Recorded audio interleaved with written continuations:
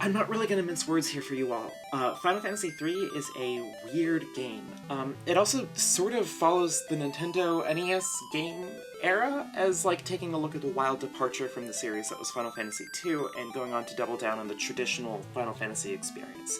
We've gone back to a pick your characters and classes style of game with, classes, like actual structured classes, but in NES era fashion, the game has decided to take all of the familiar hallmarks of the originating title and, really just go wild with it. And if you're a poser and a fake fan like me, this will all sound very weird, because the first time any of us over here in the States legitimately got a US release of Final Fantasy III, it was secretly Final Fantasy VI, and it came out on the SNES. But the first time we actually got an actual version of actual Final Fantasy III, it was the DS remake that changed things up.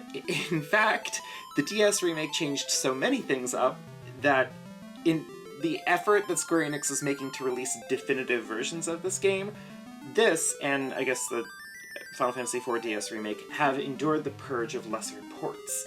FF4's DS port surviving most likely because it has voice acting in it, so if you want to hear Yuri Lowenthal play a very solemn, serious man through tiny DS speakers, you are welcome. And Final Fantasy III's remake survived because they made the party a quartet? Jesus Christ. A quartet of distinct characters with distinct models and names and personalities, kind of. Playing the Pixel Remaster really does explain why there's just not really meaningful character work done in the remake, because, the game was pretty much structured to be like Final Fantasy, a series of fetch quests and word puzzles dressed up in NPC dialogue in neat little dungeons. So they really needed to work hard to make each character feel connected to some element of the game as you progress. It's a weird construction in its own right, made even weirder because it raises a perilous question on the effort and vision of the Pixel Remasters. So, kicking off with my obligatory, I don't really talk about mechanics, so anyway, here's some talk about mechanics thing. Final Fantasy III is probably, if it's really known for anything, known for introducing class changing, as we, and by we, I mean Final Fantasy nerds that are entering their 30s, know of it. If Final Fantasy let you pick your parties at the start, which it did, I think that's how observable facts worked, then Final Fantasy III went, well, what if there were tons of classes, and you can choose from them pretty much whenever you want? This is perhaps one of the most iconic elements to the series, like the idea that there are a ton of classes for your characters to pick and choose from.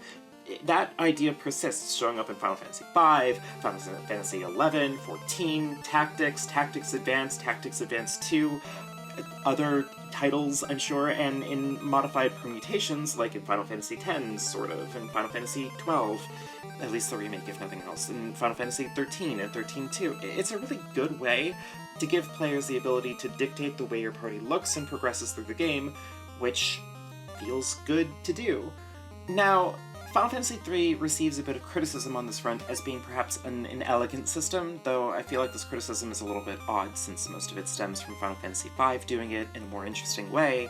That game that didn't exist when Final Fantasy III was made. Look, that aside, it's an interesting critique. See, Final Fantasy III's classes are all bespoke from each other.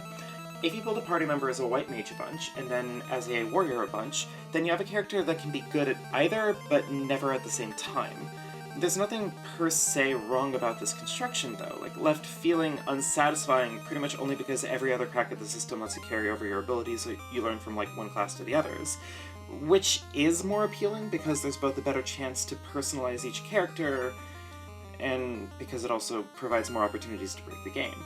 That isn't to say that you can't do that in Final Fantasy III, of course. Some bosses are pretty much built around the idea that it may occasionally be a good idea to just have multiple copies of one class in your party, like Garuda.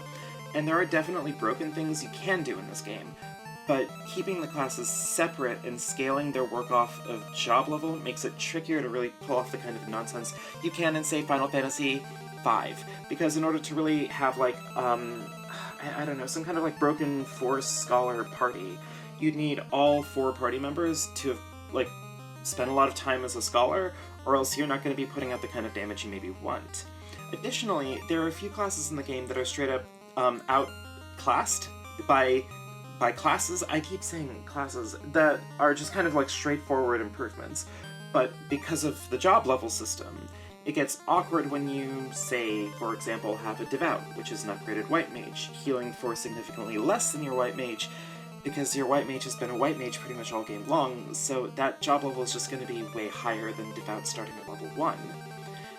The class system in Final Fantasy III overall is pretty easily identifiable as like a cornerstone of Final Fantasy's design theory for years to come, and it's not perfect, and it's not really a controversial take to really discuss this kind of thing, but I felt it was part of like the due diligence of this essay to point it out. It's part of the series' history, something that you can draw a direct line from to international critical darling Final Fantasy XIV, now ruined for free players because crypto bros keep buying superconductors. I'm pretty sure that's how that meme went. So, digging further into it, one thing I really have to say about Final Fantasy III is that it has this weird ambition to be not just a return to form, but a return with a goodie bag full of extras. You like airships? Upset that the last game was really stingy with their airship?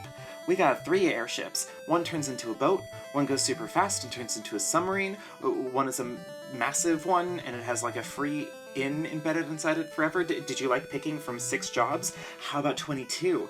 Do you want both versions of the original classes? You can.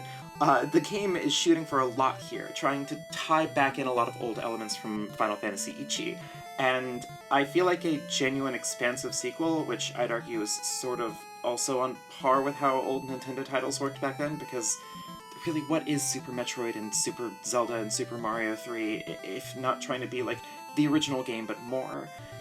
This goes beyond mechanics, though. The story also tries to incorporate your nameless party more, giving them all dialogue to bounce off of the NPCs that you talk to, like, to progress the plot, which is, like, if we wanted to be weird little sickos, like, it is kind of a fusion of Final Fantasy 1 and 2. Your characters have a sense of character, but they can't really be characters in the way that Furion, Maria, and them are, which leads to some really weird interactions, like at the end of the game where the 4 party members seemingly collectively date the local princess.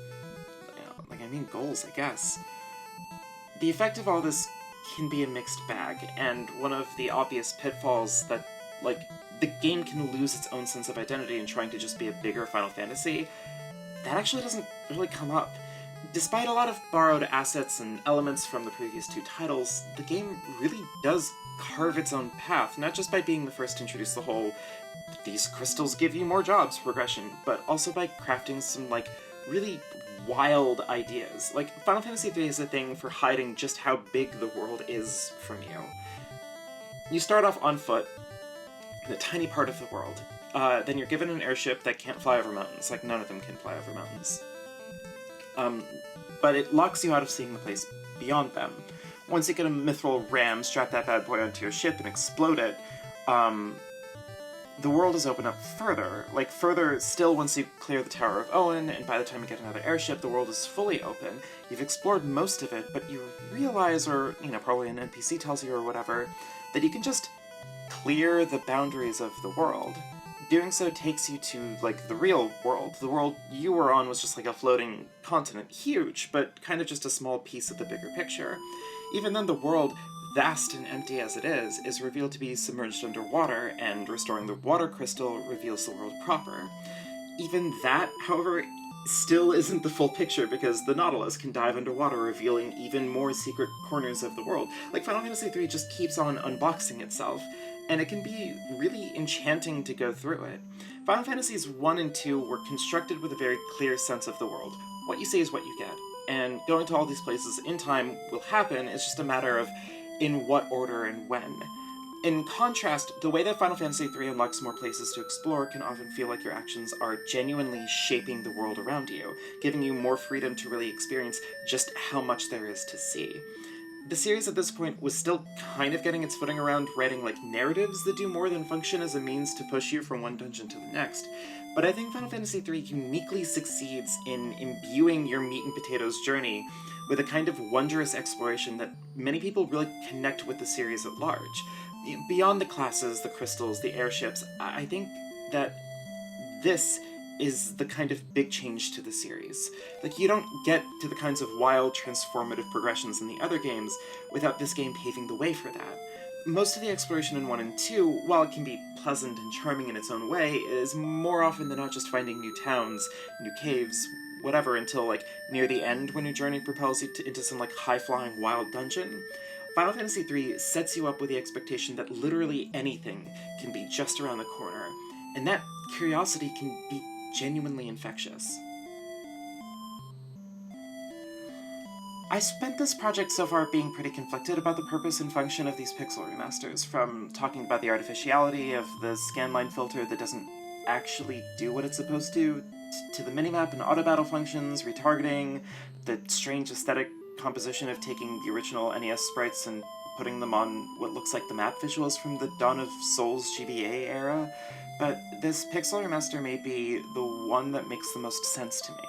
Like, Final Fantasy III never initially came to the US on release, like FF2 and 5, but where 2 and 5 got more faithful recreations on the Game Boy Advance, Final Fantasy III was a pioneer into the world of the DS, and as such got an overhaul. You know, gone are the nameless party members engaging in a polycule royalty girl boss moment, but are instead replaced with Lunith, Ark, Rifia, and Ingus, who each individually kind of loosely connect to important NPCs.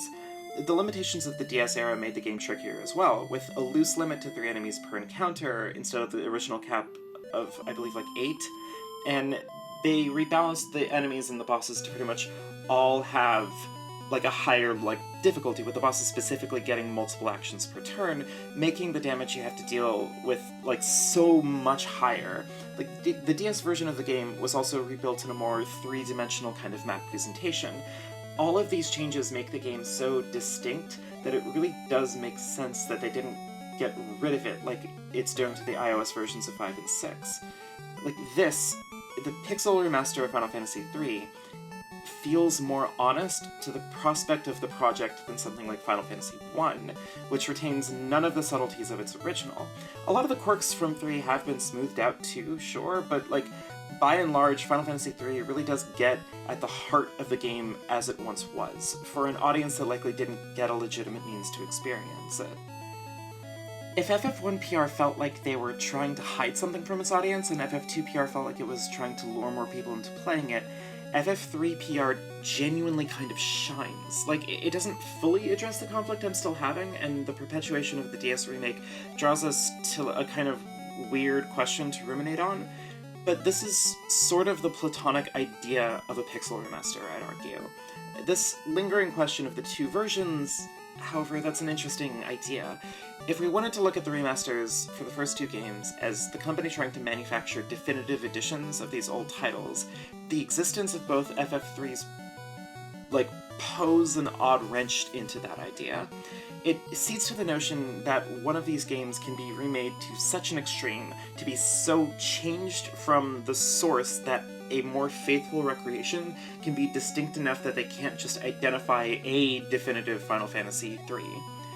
This will come up more in the next video, to be fair, but this really is the start of the conversation.